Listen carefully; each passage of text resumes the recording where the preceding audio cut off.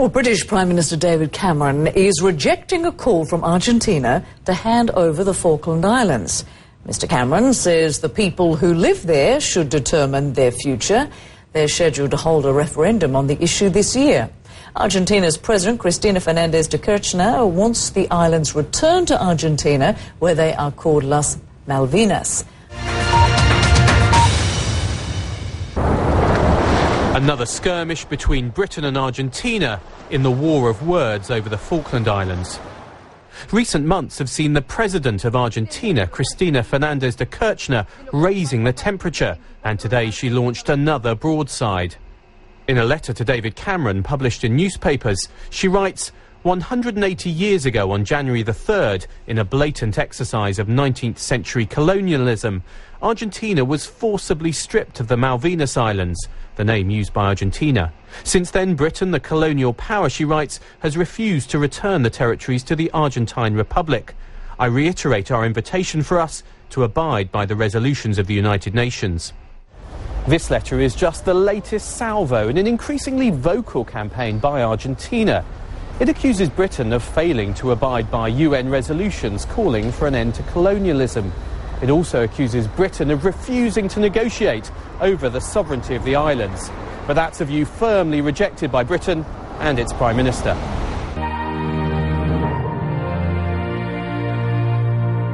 Kirchner repeated her call on Britain to abide by a 1965 United Nations resolution, inviting both sides to negotiate a solution over the islands. My reaction is to say quite simply the future of the Falkland Islands should be determined by the Falkland Islanders themselves, the people who live there. Whenever they've been asked their opinion, they've said they want to maintain their current status with the United Kingdom.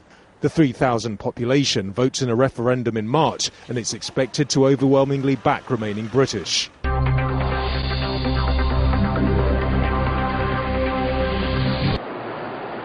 At least it's a diplomatic battle. 3 decades on from the war, which took 907 lives, Argentina continues to press the issue.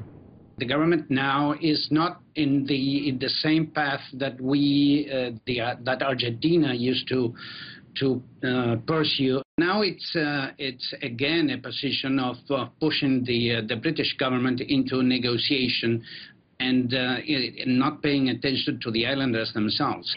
That's because Buenos Aires knows the islanders will vote overwhelmingly in the March referendum to remain a British overseas territory.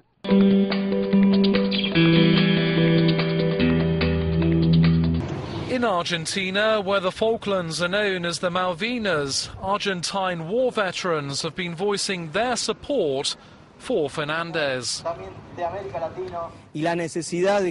It's fundamentally necessary that Great Britain sits down and has a dialogue, he says.